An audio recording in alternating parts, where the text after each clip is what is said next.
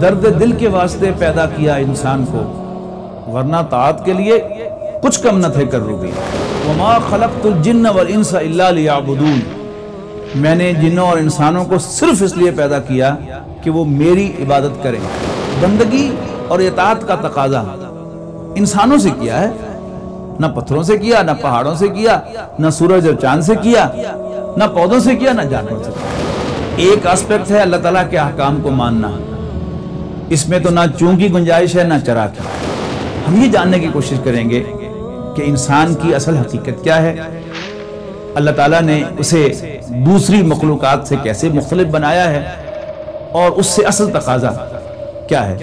دنیا کے اے مسافر، منزل تیری قبر ہے، منزل تیری قبر ہے۔